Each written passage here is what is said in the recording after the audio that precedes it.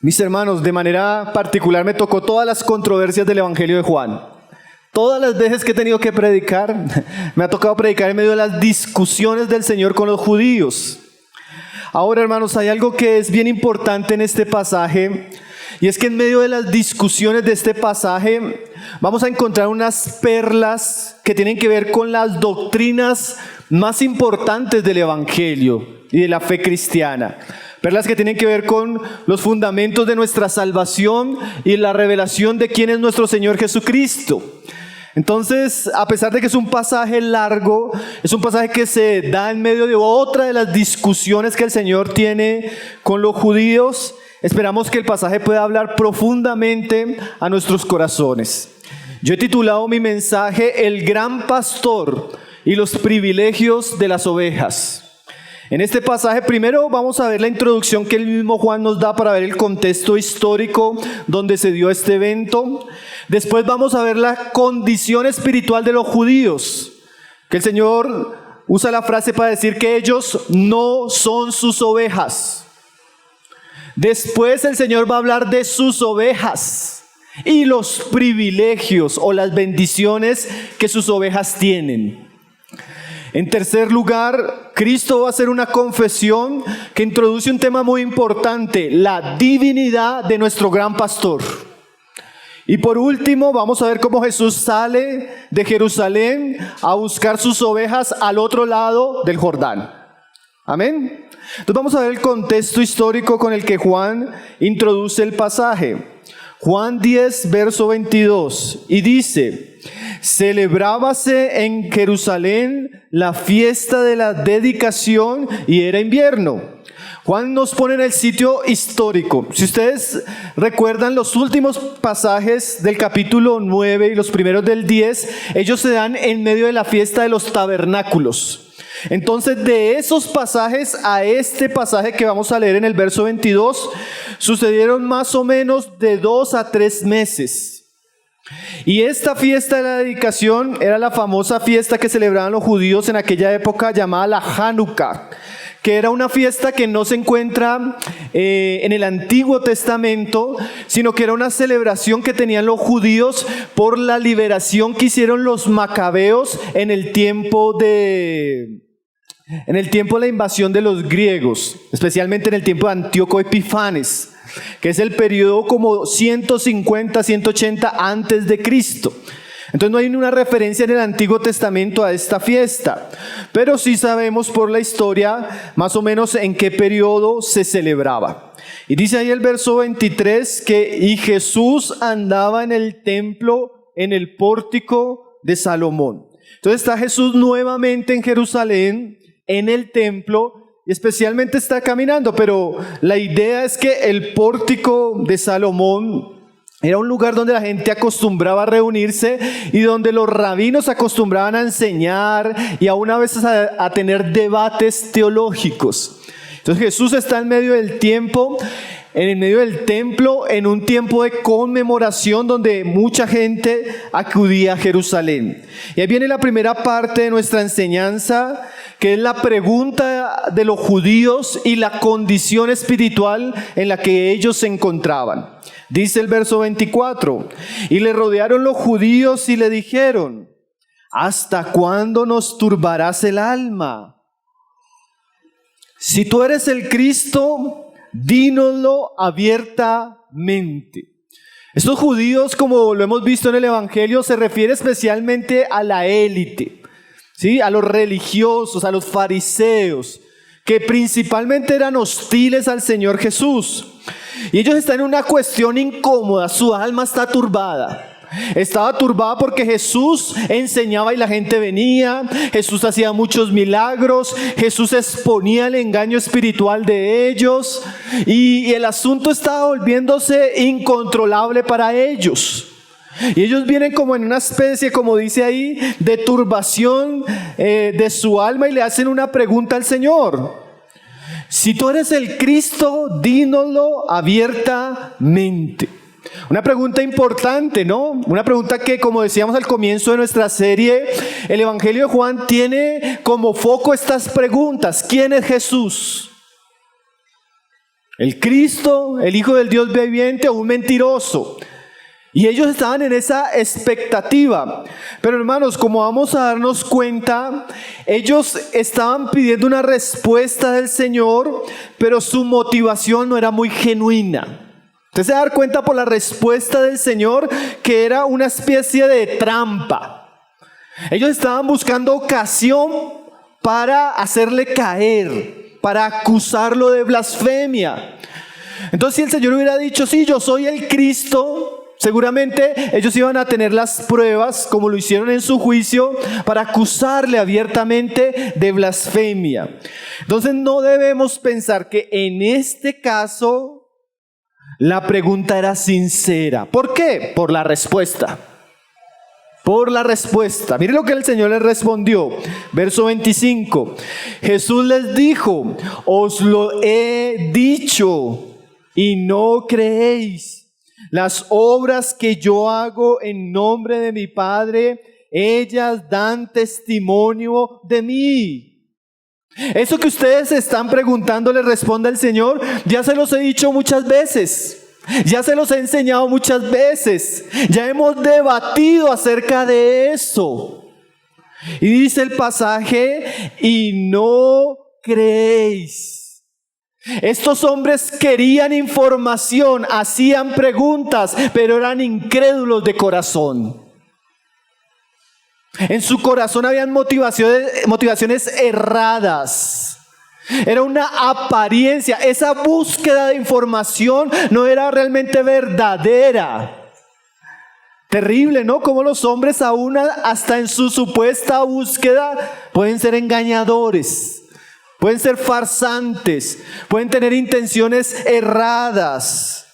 Y el Señor les dice que ya les había hablado y además de eso, las obras que Él hacía en nombre del Padre, ellas daban testimonio de mí. Entonces los judíos, hermanos, tenían dos grandes evidencias. La enseñanza que se había acumulado casi ya por 3 años de Jesús y la gran cantidad de señales y milagros que ellos habían oído y visto.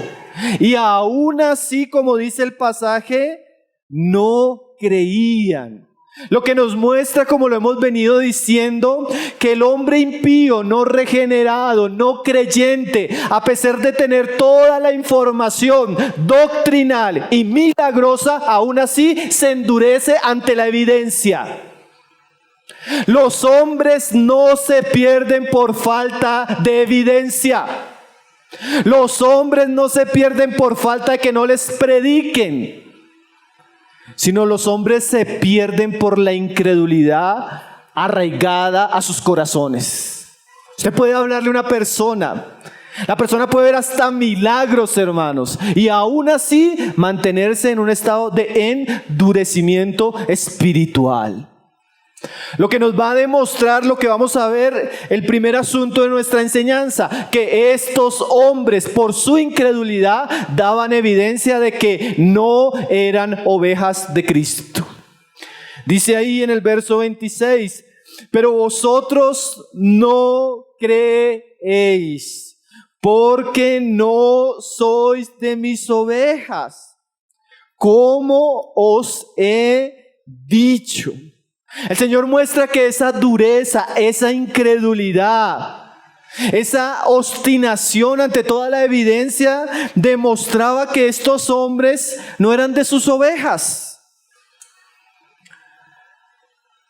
Aquellos que no son ovejas de Cristo, quiere decir verdaderos creyentes, ellos se endurecen a la palabra, ellos son sordos al evangelio. Ahora, hermanos, yo pensaba que tal vez hemos visto en el evangelio frases definitivamente serias. Como se acuerdan esa frase, a donde yo voy, vosotros no podéis ir. Esta frase es del mismo calibre. El Señor les dice, ustedes no sois de mis ovejas. Obviamente ellos no entendieron, hermanos, pero nosotros ya entendemos la magnitud de esas palabras. Pocas palabras, estos no eran sus discípulos. Estos no eran creyentes, estos no eran salvos, estos no eran hijos, estos no eran de la familia de Dios, estos no eran regenerados, estos no eran los sacerdotes del nuevo pacto. Estos fueron excluidos de todas las bendiciones que Dios tiene para su verdadero pueblo. Tal vez una de las conversaciones que yo he tenido más difíciles es decir a una persona: yo creo que no eres creyente. Sí, que la persona viene, entiende, pero cuando uno mira la vida, el corazón, el fruto, tenerle que decir a una persona: realmente usted tiene que considerar si es salvo, son palabras difíciles, ¿no, hermanos? Y Jesús llega y les dice: ustedes, por su incredulidad, por su dureza, por su ceguera, por falta de fruto en cuanto a la fe en mí, no son mis ovejas. Una sentencia, hermanos, terrible, atemorizante, grave. Como cuando otro pasaje de la Biblia dice: nunca os conocí.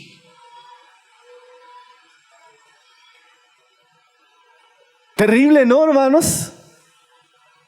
Imagínense que usted está acercándose al reino de los cielos hipotéticamente y está así como hacen en las películas, o está Pedro ahí en la entrada. Nombre, fulano de tal, mira la lista. No, usted no está en la lista. No es de los míos, dice Cristo. No es de los que hacen parte de mi familia. No soy mis hijos.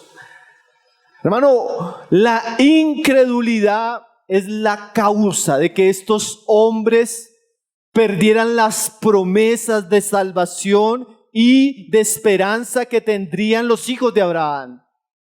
La incredulidad, el cegarse ellos ante la palabra y las obras de Cristo, los imposibilitaba de conocer a Dios el Padre, los imposibilitaba de ser salvos y los imposibilitaba de llegar a ser parte del pueblo de Dios. Y aquí comenzamos a hacer grandes preguntas importantes. ¿Soy yo parte del pueblo de Dios? ¿Soy yo una oveja de Cristo o no lo soy? Cristo me ha dado de su vida, me ha dado de su espíritu, he nacido de nuevo. Le he conocido como mi Salvador, como mi pastor, mi Señor, o aún estoy en un estado de que no soy su oveja. Tal vez no existe una pregunta más importante para el hombre a responder: ¿soy de las ovejas de Cristo o no lo soy? ¿Soy hijo de Dios o no? ¿Experimenté el nuevo nacimiento o no? ¿Bebí del agua de vida o no? ¿Comí del pan del cielo o no? Lo cierto era que aquellos a los que Jesús les estaba hablando, ellos no eran sus ovejas. Por eso no podían oír, ni ver, ni entender, ni creer, ni seguirle, ni amarle, sino se indignaban y se enfurecían con él. Cuando usted predica el evangelio, va a salir a la luz si esa persona realmente ama a Cristo o no ama a Cristo. Y cuando ella se molesta, se disgusta, aborrece, rechaza el mensaje de Jesús, usted se está dando cuenta que en ese momento, por lo menos, esa persona no es de las ovejas de Cristo.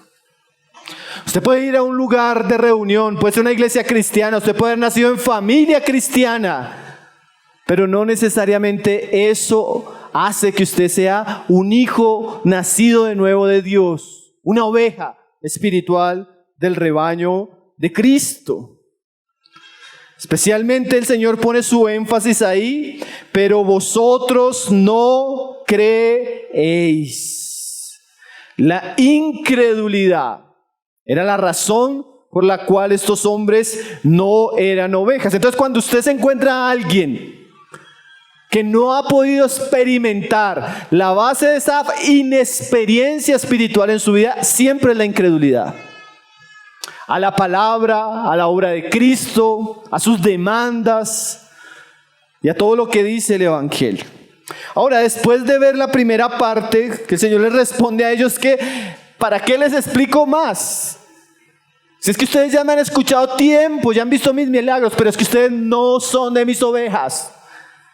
Ahora el Señor va a hablar de sus ovejas. Y en esta segunda parte, el Señor nos va a mostrar primero las características de las ovejas y después los privilegios de las ovejas. Dice ahí, verso 27, mis ovejas oyen mi voz y yo las conozco y me siguen. Y yo les doy vida eterna y no perecerán jamás, ni nadie las arrebatará de mi mano. Hermano, antes de ver los privilegios de las ovejas, es bueno entender las características de las ovejas. Porque las características de las ovejas son las que nos marcan el plano para poder discernir quiénes son los verdaderos hijos de Dios y quiénes no. El Señor usa el término, mire ahí en el 27, mis ovejas, para referirse a sus discípulos, a sus seguidores, a sus hijos, a su pueblo. Y es interesante que el Señor use el término oveja, porque Él venía hablando de que Él era el gran pastor, ¿recuerdan? Y nos vamos a esa relación entre el pastor y sus ovejas.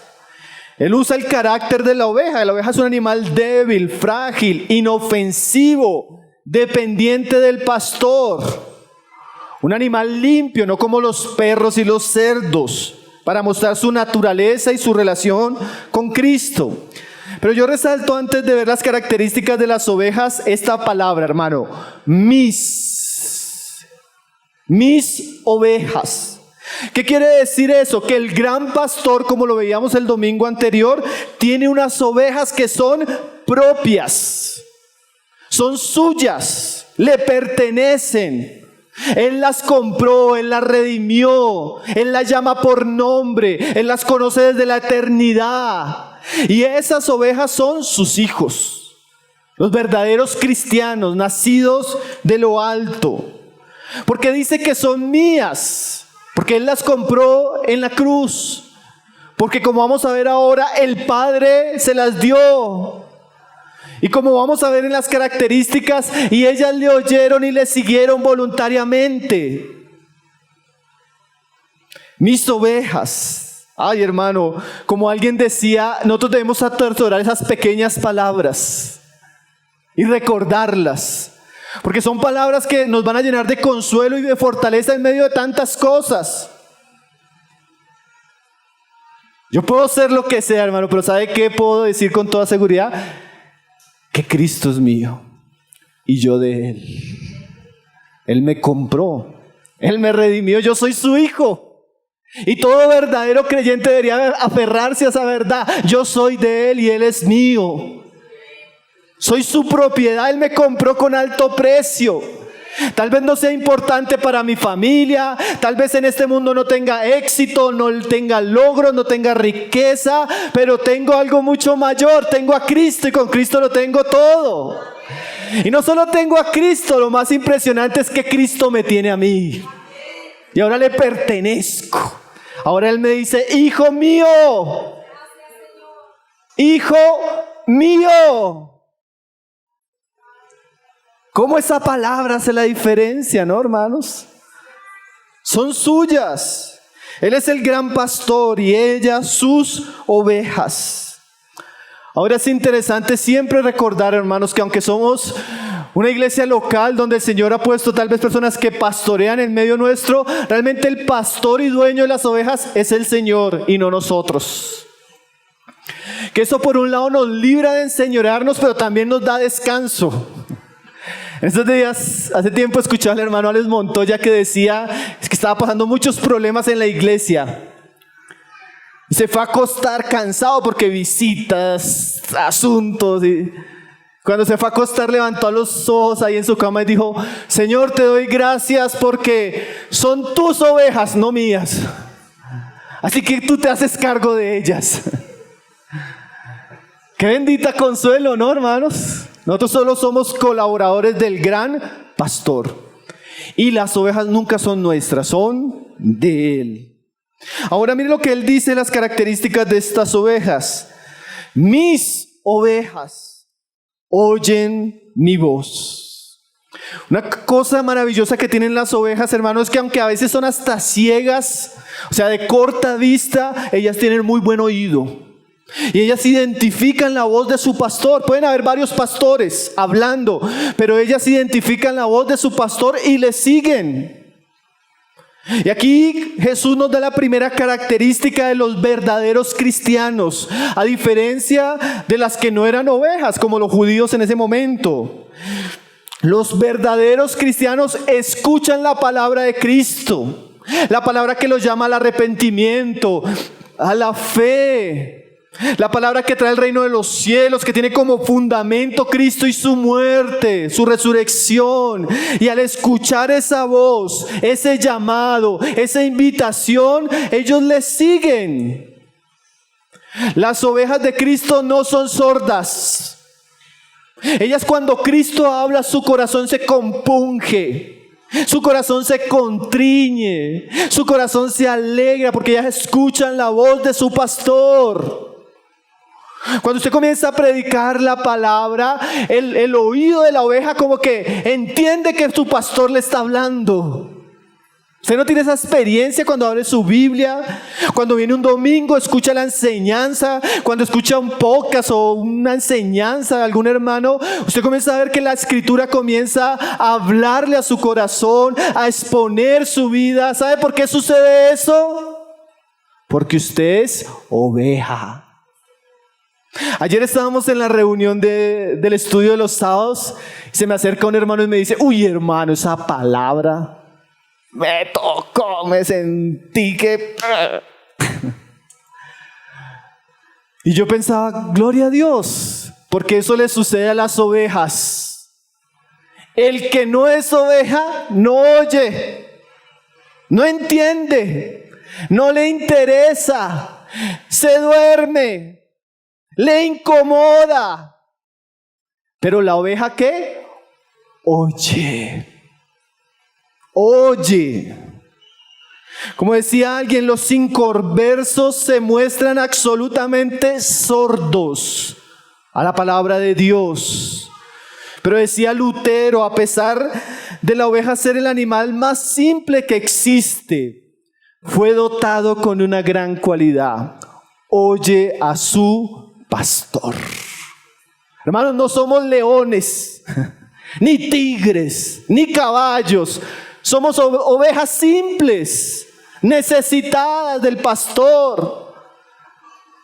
Pero eso nos da un gran privilegio, poderle oír. ¿Oye usted a Cristo?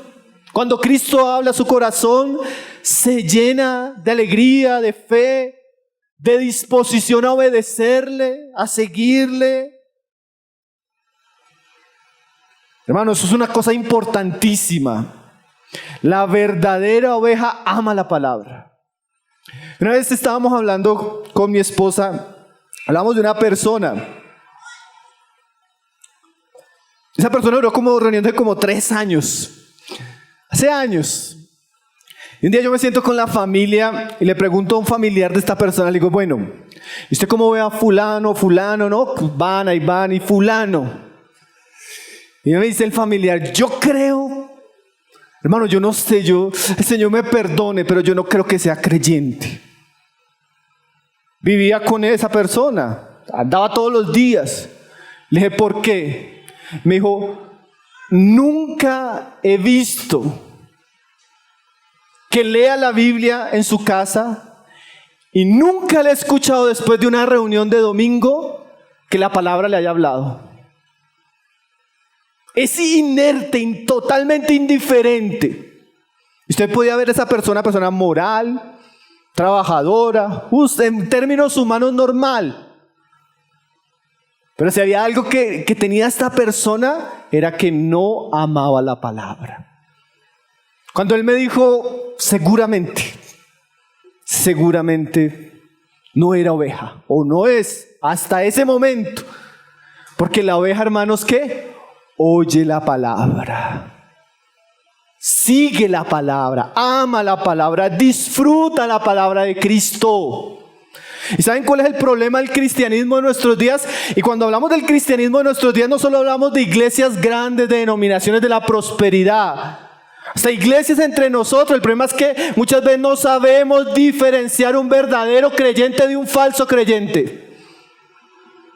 No podemos distinguir cuando una persona se convierte o cuando no, cuando da fruto o cuando no. Pero el Señor es claro, sus ovejas ¿qué? Oyen su voz. ¿Usted oye su voz? ¿Y le sigue?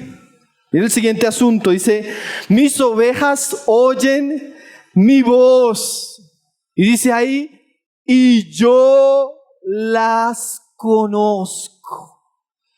Aquí el Señor nos muestra que el Señor conoce a todos los hombres, ¿cierto, hermanos? Hasta los impíos los conoce.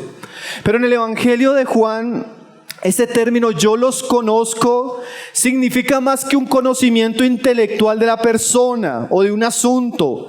Significa un conocimiento que implica una relación íntima de afecto. Entonces, cuando Jesús dice, mis ovejas oyen mi voz y yo las conozco, quiere decir que al oír ella la voz y seguirle, Él mantiene una relación especial de afecto con ellos.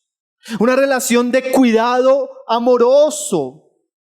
Él las conoce por nombre desde la eternidad. Pero algo que decía un comentarista muy interesante es que de manera particular un buen pastor conoce a sus ovejas según sus necesidades y características. ¿Qué quiere decir eso? Es solo un pastor y es solo un rebaño, pero las ovejas son tan distintas. Hay ovejas gordas y ovejas flacas, ovejas débiles y ovejas fuertes, ovejas un poco más sabias y ovejas un poco más necias. Pero miren lo interesante, Él como buen pastor las conoce. Él sabe cuando estamos alegres, cuando estamos tristes, cuando necesitamos exhortación, cuando necesitamos disciplina. Él sabe cuando necesitamos alimento o líquido. Él sabe cuando estoy andando con el rebaño o desviándome. ¿Por qué, hermanos? Porque Él es el buen pastor y las ovejas de Él las conoce. Hermanos, para mí esa verdad en estos días ha sido de esas verdades que como que el Señor me ha traído pensando y pensando. ¿Por qué? Porque en las reuniones que estamos haciendo pequeñas de grupo, digamos el viernes, hermanos, el viernes tuvimos una reunión linda con los hombres. Y cada hombre comenzó a contar algo de su experiencia con la oración, porque estamos viendo la disciplina de la oración. Y yo escuchaba acá, hermano, y yo pensaba por dentro, qué lindos son estos espacios porque nos permiten ¿qué? Conocernos. Saber qué lucha está teniendo usted como hombre, saber por qué debemos orar por usted como hombre, en qué estado espiritual está usted como hombre. Y estamos en ese aprendizaje. Así están las hermanas, así están las hermanas que están sirviendo con los niños. Estamos en ese proceso de conocernos para poder pastorear el rebaño del Señor, ¿cierto? Ahora, hermanos, Cristo no está en ese proceso. Cristo nos conoce. ¿Y sabe qué es lo más sorprendente de eso? Que a pesar de que nos conoce, nos ama. Y a pesar de que nos conoce y nos ama, nos recibe y nos dice que somos suyos. Porque si es cierto, hermanos, a veces uno se mira a sí mismo y mira a otros y uno dice, uy, el Señor tiene mucho amor, ¿cierto, hermanos? Tiene mucha paciencia porque hay ovejas difíciles, débiles, necias, se pelean entre ellas, se desaniman, se escandalizan. Un día están acá, otro día están allá. Un día se comprometen, al otro día renuncian. Y aún así el Señor las ama y las cuida. Qué gran pastor, ¿no, hermanos? Que a pesar de todo lo que somos, hermano, porque a veces uno se sorprende de lo que uno puede ser y llegar a ser, ¿cierto, hermanos? Y también uno se escandaliza con lo que a veces uno escucha y ve. Pero el Señor, sabiéndolo de manera perfecta, nos dice que somos suyas y nos ama. Ahora, hermanos, la oveja, verdadera oveja, cuando ella oye y comienza a acercarse a su pastor que es Cristo, comienza a encontrar algo tan lindo, tan amoroso, tan bondadoso, tan gracioso, lleno de gracia, que esa oveja le quiere seguir. Y yo quisiera hablarle a los que todavía no son creyentes. No existe un mejor pastor. No existe un lugar donde nuestra alma está más segura. No existe un lugar donde podamos encontrar el verdadero propósito para nuestra vida que no sea en Cristo. Así que no dude en ir a Él, porque Él es el buen pastor. Hasta su vida dio por aquellas que Él ama. Entonces la oveja, verdadera oveja, es conocida, amada y ayudada por su pastor. Ay, hermanos, de verdad que estas verdades deberían traer consuelo a nuestro corazón. Él me conoce. Yo tal vez no sé cómo viene usted hoy, no sé qué semana pasó, no sé qué mes ha vivido. No sé si está bien de salud o está mal. No sé si está teniendo crisis en su matrimonio o no. Algunos sabemos. No sé si está luchando con un pecado o con el otro, pero Cristo lo conoce en el sentido de que se identifica y cuida de usted si usted es oveja. Qué maravillosa esperanza, ¿no, hermanos? Que podemos contar con nuestro gran pastor. Y Él dice, mis ovejas oyen mi voz y yo las conozco. Y ahora otra característica importante de las ovejas. Y me siguen. Las ovejas oyen y como reconocen que Él es su pastor, su guía, su líder, le obedecen. Eso es lo que significa aquí seguir. Le siguen obedeciendo su palabra, le siguen obedeciendo sus mandamientos, le siguen esforzándose para vivir según su ejemplo, le siguen confiando providencialmente en todas las circunstancias de su vida. Un cristiano no es solo alguien que oye y se alegra, no, él sigue a aquel que lo está llamando por su palabra. Él obedece, él está dispuesto. Si esto es tu voluntad, te lo entrego. Si esto es tu voluntad, yo creo en esto. Si esto es tu voluntad en esta jornada de mi vida, que pase por esta situación, lo acepto de tu parte. Tú eres el pastor, yo soy oveja. El verdadero cristiano sigue y obedece a Cristo. Busca su consejo, su dirección. Escucha atentamente su palabra. Hermanos, bien importante, porque a veces la gente viene, oye, pero cuando usted lee ya le implica ese creer, obediencia, arrepentimiento, consagraciones, ese seguir a Cristo en medio de las dificultades, ya la gente no sigue. Y cuando la gente oye, pero no le sigue, evidentemente no era oveja. La oveja oye y sigue a su pastor. Oye y avanza aquello que Él le está hablando. Y yo me pregunto, hermanos, a veces nuestra naturaleza humana tiende a ser rebelde a la obediencia a Cristo, ¿cierto? Tiende a resistir, tiende a luchar con eso, pero el verdadero creyente siempre termina dándole el lugar que corresponde a Cristo como Señor y termina obedeciéndole. Señor, si tú quieres que te siga, te sigo. Señor, si tú quieres que te obedezca, te obedezco. Señor, si tú quieres que te sirva, te sirvo. Señor, si tú quieres que crea, que pase por este valle de sombra de muerte, si tú estás conmigo, yo voy a pasarlo. Señor, si tú quieres que me alimente de estos pastos, de ahí voy a comer y beber de estas aguas. Lo cierto, hermanos, es que la característica de una verdadera oveja se ve.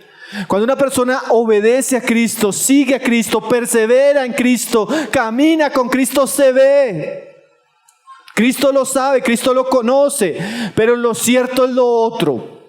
Cuando la persona oye y desobedece, cuando la persona oye y pospone, cuando la persona oye y se rebeldiza, es necio, es ingrato a la voz que está oyendo, la evidencia que eso manifiesta es que no es oveja. Es muy difícil hacer que una persona que es en un sentido espiritual una cabra obedezca, ¿cierto?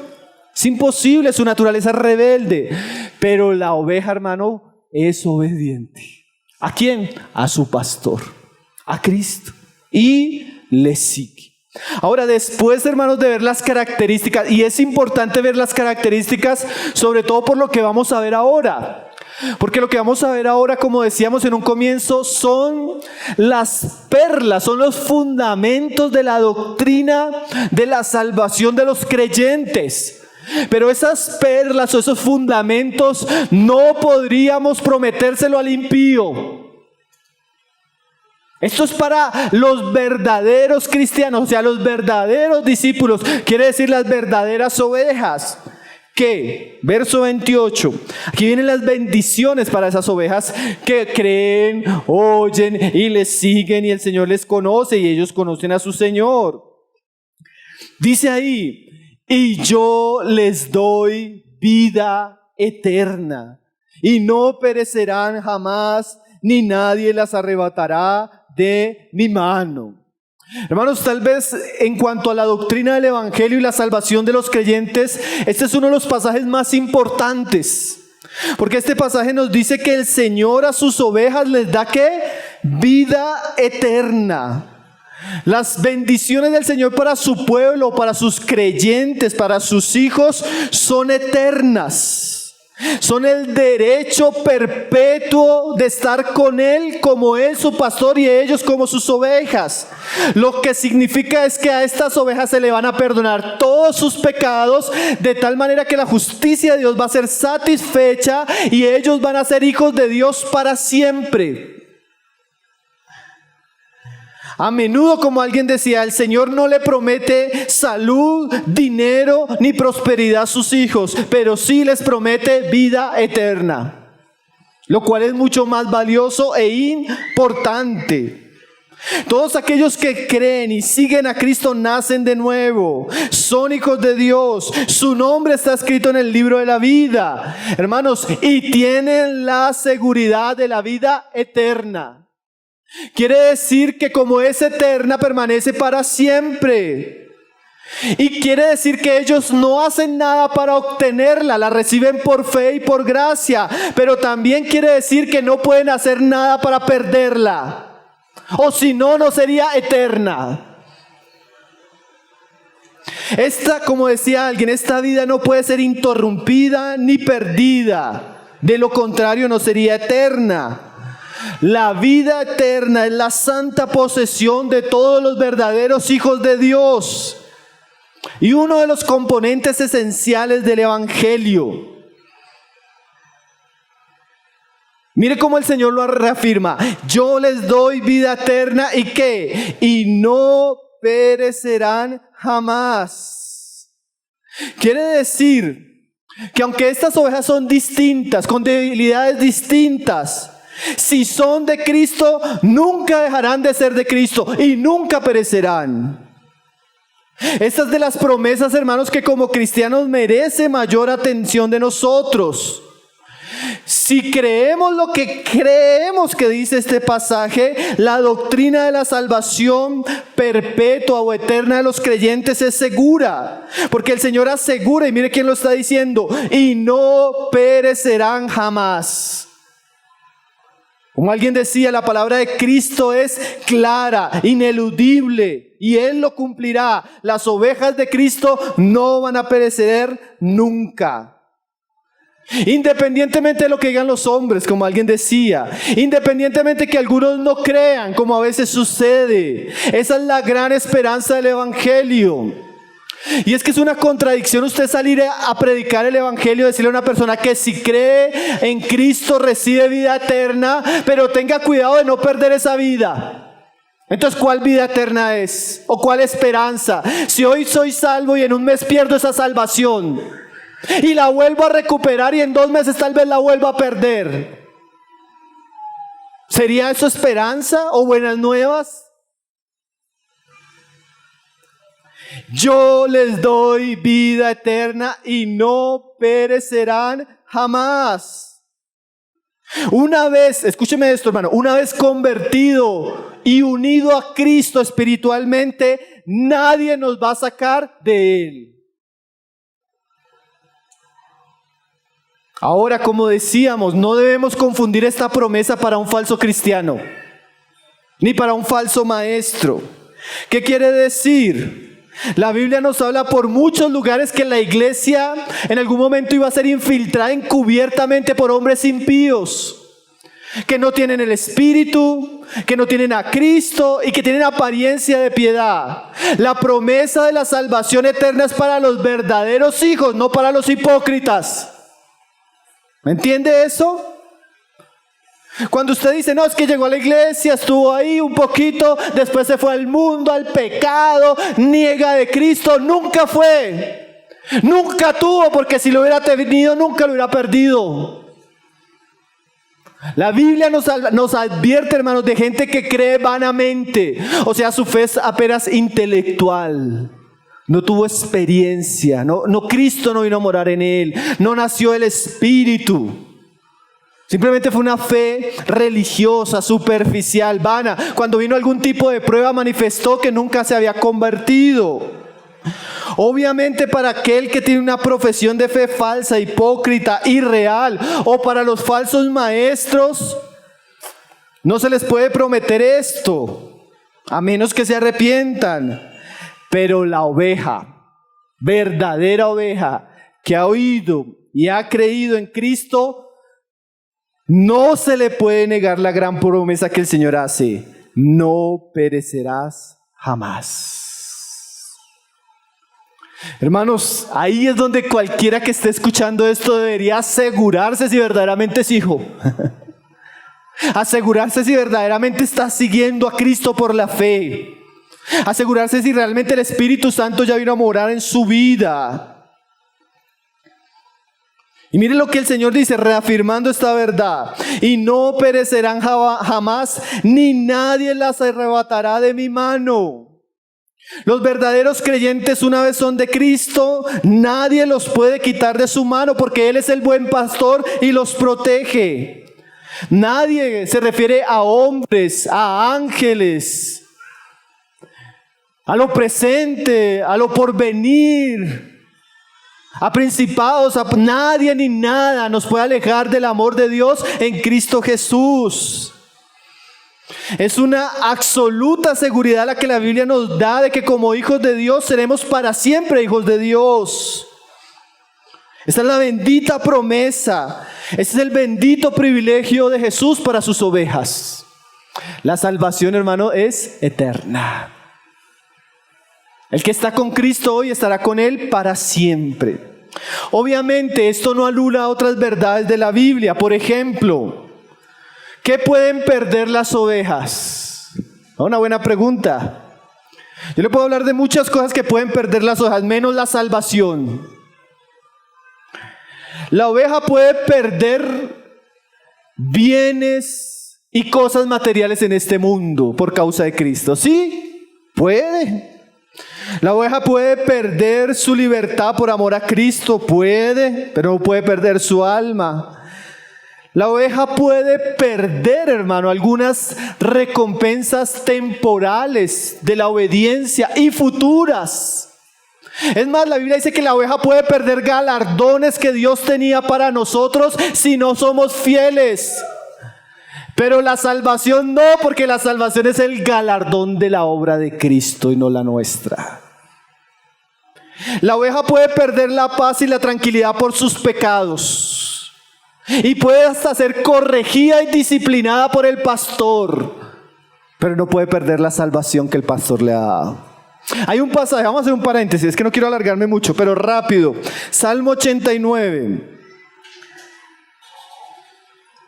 El Salmo 89, para que usted lo entienda rápidamente, es la promesa del pacto del hijo de David, o sea, el Mesías y sus hijos.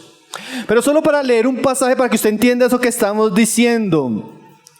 Dice el Salmo 89, verso 28. Dice: para siempre le conservaré mi misericordia y mi pacto será firme con él. Pondré su descendencia como para siempre. y su trono como los días de los cielos. Y mira, dice, si hay hijos rebeldes en ese reino del Mesías. Verso 30, si dejaren mis hijos mi ley y no anduvieren en mis juicios, si profanaren mis estatutos y no guardaren mis mandamientos, ¿qué va a suceder? Entonces castigaré con vara su rebelión y con azote sus iniquidades, mas no quitaré de él mi misericordia ni falsearé mi verdad, no olvidaré mi pacto ni mudaré lo que ha salido de mis labios. Una vez he jurado por mi santidad y no mentiré a David, su descendencia será ¿qué? Para siempre. ¿Se oyó ese pasaje? Estos hijos son del Mesías. ¿Y para cuándo van a ser? Para siempre. ¿Y qué pasa si ellos son necios? Vara. Pero no se van a perder. Si son necios y no guardan sus mandamientos, Él los va a castigar y los va a corregir como ¿qué? Como el buen pastor. Mas eso no va a hacer que Él cambie su pacto, ni lo que ha prometido. Una vez he jurado, dice Dios, su descendencia será para siempre. ¿Se lo vio? Claro, ¿cierto, hermanos? Obviamente, si yo soy un cristiano y soy desobediente, vara. Si soy infiel, tal vez Dios me puede quitar el ministerio que me ha dado en la iglesia. Si tal vez soy necio, puedo perder hasta mi matrimonio. Pero lo que no puedo perder es la salvación que Él me ha dado para siempre en Cristo. Nadie los arrebatará de mi mano.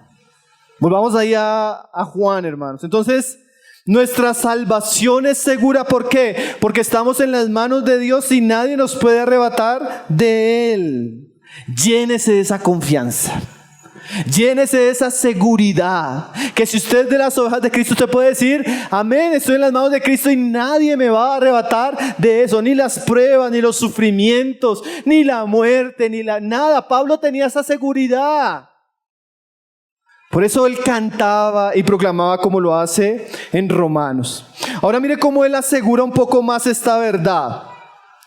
Dice el verso 29, y nadie... Dice el 29, mi Padre que me las dio es mayor que todos y nadie las puede arrebatar de la mano de mi Padre. O sea, ahora el Señor asegura que esa relación con sus ovejas proviene también del Padre. El mismo Padre trae las ovejas a Cristo. Y de alguna manera tanto la persona primera de la Trinidad y la segunda persona de la Trinidad, Cristo, juntos tienen en sus manos a estas ovejas. Y como el Señor pregunta, ¿y mayor que mi Padre quién es? ¿Quién se las puede arrebatar? Entonces la vida del creyente no solo está en Cristo, sino está en Dios. Escondida, segura, firme. Como decía alguien, doblemente segura. Todo aquel verdadero creyente está seguro en Dios, en Cristo y en las promesas del Evangelio. Nadie nos puede arrebatar de ahí. Ahora, hermanos, después de mostrar estas dos grandes verdades, que los judíos como no creían no eran ovejas, ahora, ¿quiénes son sus ovejas? Y las promesas que Él le da a sus ovejas, entra el tercer asunto del pasaje, el asunto de la divinidad del pastor. Porque mire lo que Él dice ahí en el 30, yo y el Padre, ¿qué? Uno somos. Ahora aquí el Señor está asegurando que esa salvación es un consenso entre el Padre y Él, que trabajan en una misma dirección, son uno. Pero como alguien decía, la unidad de acción entre el Padre y el Hijo nos muestra también la unidad de la esencia y la naturaleza del Padre y el Hijo. Son uno en el sentido de que son verdaderamente iguales. Quiere decir que son Dios. Lo que entendieron los judíos, hermano, porque mire la reacción de ellos en el 31. Entonces los judíos volvieron a tomar piedras para apedrearle. Y Jesús les respondió, muchas buenas obras os he mostrado a mi Padre, ¿por cuál de ellas me apedreáis? Le respondieron los judíos diciendo, por buena obra no te apedreamos, sino por la blasfemia. ¿Cuál es la blasfemia? Porque tú siendo hombre te haces igual a Dios. O sea, hermanos, que los judíos entendieron que al Jesús decir yo y el Padre uno somos, Él se estaba poniendo en el mismo lugar del Padre en su divinidad. Ahora eso generó el rechazo, el odio, el enardecimiento. Ellos inmediatamente cogieron piedras para apedrearlo. ¿Usted imagina esa situación? Jesús hablando le está afirmando eso e inmediatamente la turba comienza a buscar piedras para apedrearle. ¿Usted ha estado en una situación así? Hermano, yo vi una época que comenzaron a subir mucho video de la India y de algunos países musulmanes de cómo apedreaban cristianos. Era una cosa terrible, hermanos. El odio, la maldad, la crueldad de un momento es terrible. Entonces imagínense que el Señor está hablando, Él dice esto y estos hombres se enardecen de ira y comienzan a coger piedras. Y Jesús, en vez de atemorizarse, hermanos, miren lo que les dice para defender la afirmación que Él había hecho y aquello que los indignó. Verso 34, Jesús le respondió: no está escrito en vuestra ley, yo dije, dioses sois. Si llamó dioses a aquellos a quienes vino la palabra de Dios, y la escritura no puede ser quebrantada, al que el Padre santificó y envió al mundo, vosotros dices, tú blasfemas, porque dije, hijo de Dios soy. Como les decía, este pasaje vuelve a otro asunto importante, la divinidad de Cristo, hermanos. Y ellos se escandalizan. Y la manera como el Señor les responde a ellos es con la palabra, porque Él sabía que ellos conocían la palabra. Y Él les cita el Salmo 82. Si usted va a mirar el Salmo 82 es una exhortación a los jueces de Israel, porque ellos no estaban cumpliendo su labor. Pero en medio de esa exhortación el Señor les llama a estos jueces dioses. ¿En qué sentido? En que ellos como jueces recibían la palabra y legislaban supuestamente de parte de Dios. Eran como representantes de Dios. Y ese pasaje que es con dos palabras, dioses sois, el Señor lo toma para hacer una comparación, especialmente con la indignación que ellos tienen. No es que en un sentido el Señor esté diciendo que los hombres somos dioses. No se vuelva discípulo de Cash Luna. Lo que está diciendo el Señor es que si a hombres simples les llamó dioses como representantes, porque ellos se indignan ante aquel que es santo y que Dios lo escogió como el Salvador del mundo, que tiene la misma naturaleza del Padre, preexistió eternamente con el Padre, quien creó todas las cosas, quien por todas las cosas subsisten? ¿Sí ve la comparación? Si Dios le dijo dioses a jueces infieles, porque en esa época estaban siendo infieles, ¿cómo se van a escandalizar cuando yo digo que yo soy uno con el Padre? Hermano, eso no es nada más que una aseveración clara y obvia de que Jesús defendió su divinidad delante de sus opositores.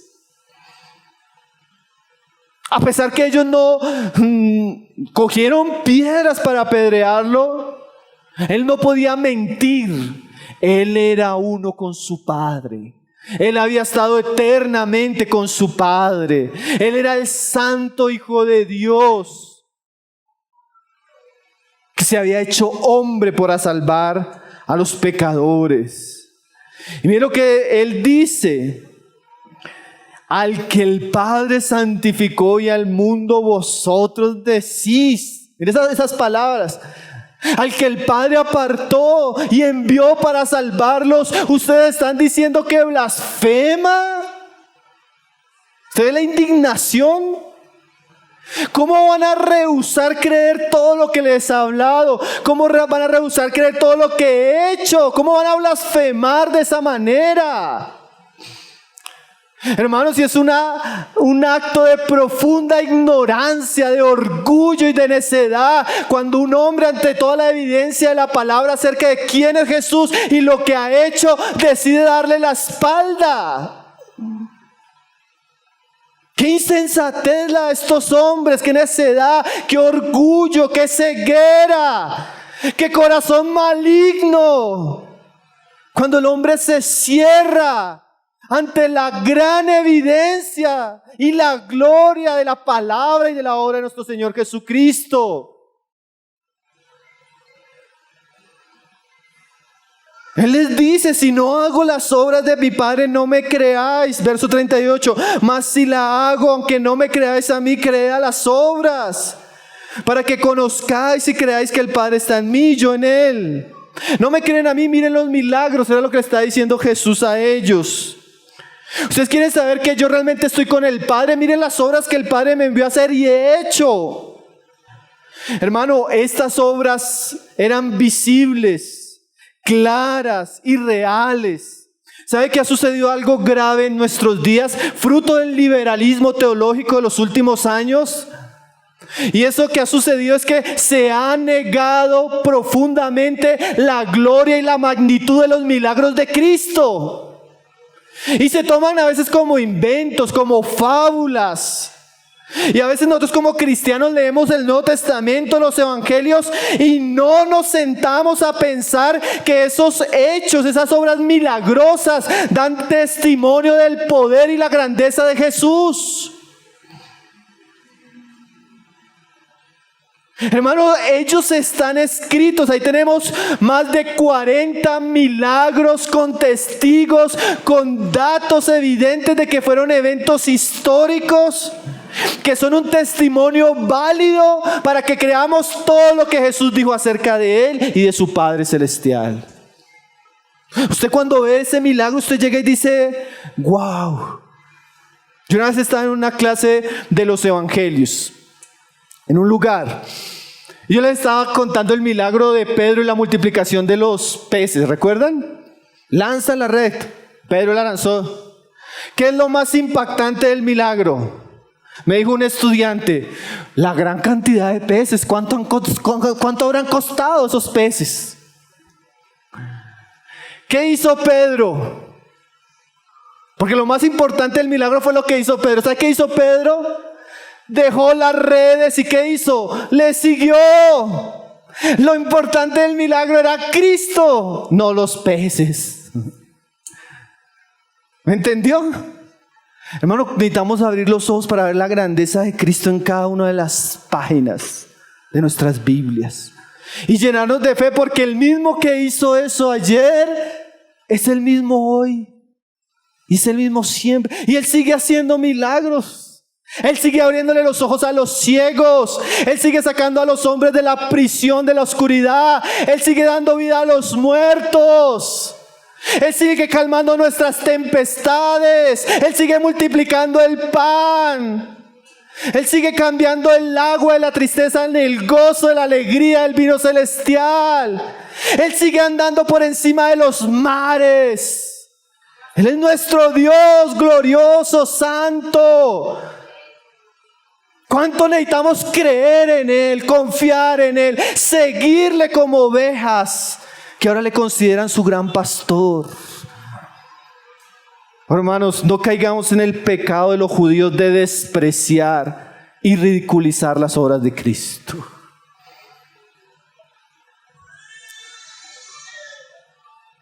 Miren lo que sucedió, hermanos, y ahí vamos llegando al final de esta tercera parte.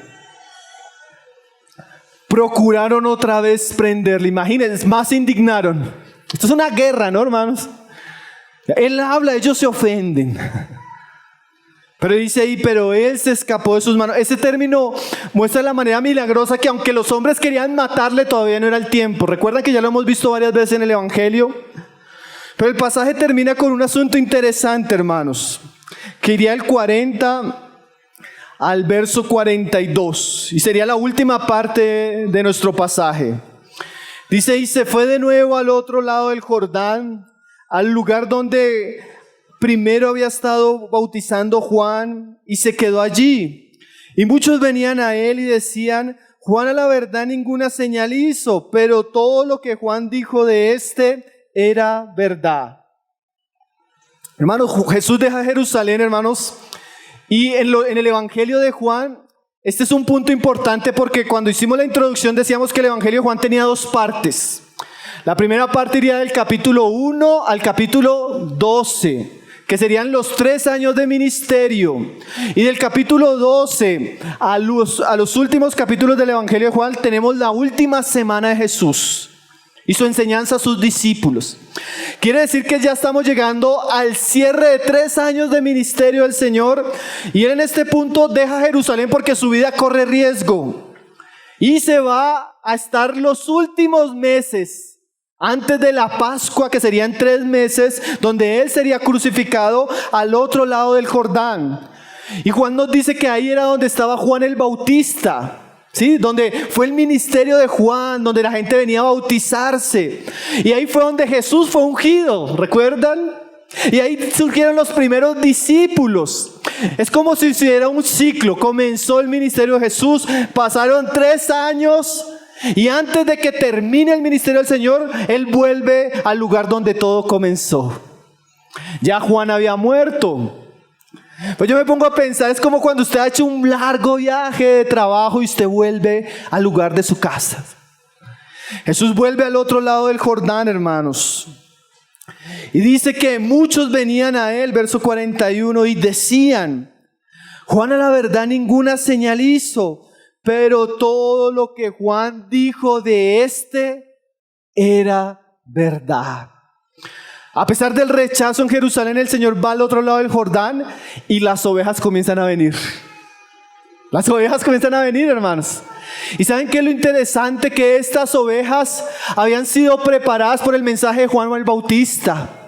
Y cuando ellas llegaron a estar este tiempo con Jesús, que seguramente fue un tiempo glorioso, ellas viéndole, escuchándole, llegaron a una conclusión. ¿Y sabe cuál es la conclusión? Mire cómo lo dice el Evangelio.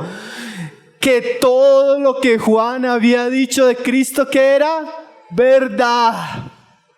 Usted puede ver la diferencia entre la incredulidad en Jerusalén y estos discípulos de Juan que ahora llegan a la fe creyendo en Él y experimentando que todo esto que Juan había dicho era verdad. Hermanos, simplemente quiero resaltar algo. La palabra de Juan, el ministerio de Jesús durante todo este tiempo y su presencia llevó a estos hombres a la fe y a la conclusión importante y veraz que todo lo que se había dicho de Cristo era cierto, era verdad. Porque uno mira toda esa oposición de los judíos y uno dice, la gente no cree. Bueno, sí, los que no son ovejas no creen. Pero Dios siempre tiene un pueblo.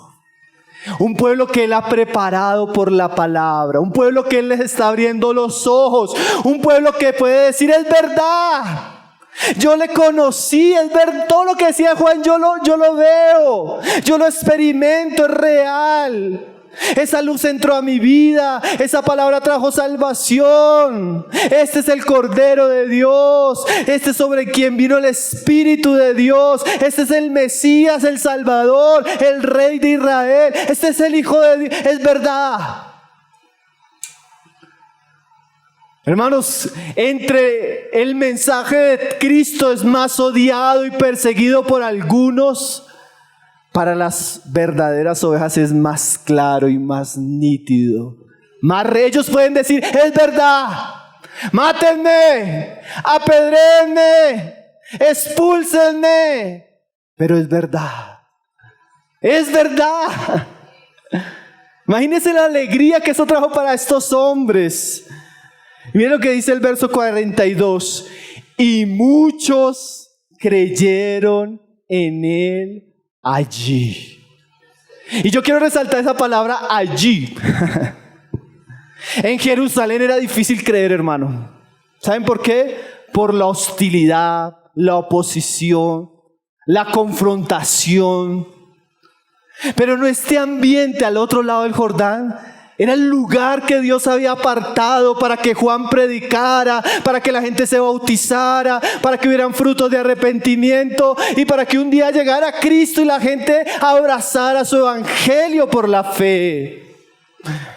Ciertamente Dios ha apartado lugares, épocas, ciudades, iglesias, lugares donde el evangelio de Cristo es predicado. Y ciertamente donde el evangelio de Cristo es predicado con verdad, con poder, con las escrituras, definitivamente la gente allí ha de creer. Allí ha de ser salva. Allí se van a abrir los ojos para que la grandeza de Cristo sea conocida. Hermanos, que Dios haga de esta iglesia un lugar donde Cristo sea predicado, un lugar donde los hombres se salven y puedan decir: es verdad, yo le conocí, es verdad.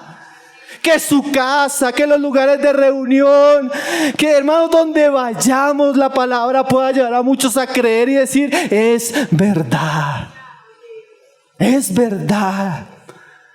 No, yo me pongo a pensar, Juan murió y no vio esto. Porque los hombres mueren, pero la palabra de Dios, ¿qué? Permanece para siempre. Podemos pasar, pero el mensaje hablado con verdad tocará el corazón de aquellos que han de creer y seguirán a Cristo. Llenémonos de esa esperanza, hermanos, y sigamos haciendo la obra que Dios nos ha encomendado: predicar el evangelio de Cristo hasta que veamos muchos creerle y seguirle. Amén. Vamos a cantar una canción para terminar, hermanos. Amén. Y vamos a orar y vamos a darle gracias al Señor. Hermano, qué pasaje tan lindo, ¿no? Qué verdades tan importantes. El Señor nos ha traído con su gracia. Él es lleno de gracia y de verdad. Vamos a cantar esa canción que dice: tú me has examinado y tu verdad me ha confrontado y tu luz ha inundado mi corazón.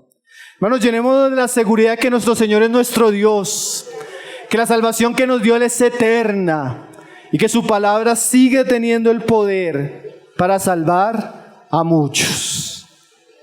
Señor, te damos gracias por esta mañana donde tú nos permites ver estas verdades tan gloriosas, Señor. Tú nos hiciste ahora ovejas de tu pueblo, Señor. Somos parte de tu rebaño, Señor. Tú nos compraste, hemos oído tu voz, te hemos podido seguir, Señor, y tú nos has dado vida eterna. Y ahora tenemos la seguridad, Señor, que nadie ni nada nos va a arrebatar de tus manos, Señor. Qué bendita promesa, qué bendita esperanza, Señor, que tú nos has dado en Cristo. Ninguno, ni el más pequeño, Señor, ni el más débil, se perderá de tus manos, Señor. Oh, qué alegría, qué confianza trae eso a nuestros corazones, Señor. Tú eres Dios con el Padre. Y el Padre que nos ha llevado a ti es mayor que todos. ¿Quién nos podrá arrebatar de tu mano, Señor? ¿Quién se podrá oponer a esto, Señor? Gracias, Señor, porque esa es la verdadera esperanza de tu evangelio, Señor, en la cual nos gozamos y nos alegramos, Señor. Permite que muchos, Señor, hoy puedan escuchar tu palabra, Señor. Aún aquellos que tú por tu divina providencia has traído hoy a escuchar a este lugar tu palabra, Señor. Permite que tu palabra los lleve a esa experiencia verdadera, profunda, Señor, real con Cristo, Señor. Que ellos también puedan palpar, que ellos también puedan experimentar, que ellos también puedan creer y seguirte, Señor. Amén. Gracias, Señor, porque nos sentimos de alguna manera en ese río, Señor, donde tú has venido hablando tantas verdades gloriosas, Señor. Tantas verdades santas, poderosas, que transforman el alma, Señor. Permite que nuestros hijos, que nuestras hijas, que nuestros esposos que aún no te conocen, o nuestros cónyuges que aún no te conocen, crean, Señor. Permite que aquellos que estamos evangelizando, sus ojos sean abiertos y puedan creer en medio nuestro, puedan oír tu voz en medio nuestro, Señor, puedan seguirte a ti, el gran pastor de las ovejas, Señor. Bendito tú eres, porque con gracia, con bondad nos has atraído a ti, Señor. Hoy podemos cantar, Señor, hoy podemos gozarnos, no solo de estas verdades, sino de todo lo que has hecho en nuestras vidas, Señor. Te alabamos, Señor, y te exaltamos en esta mañana, Jesús.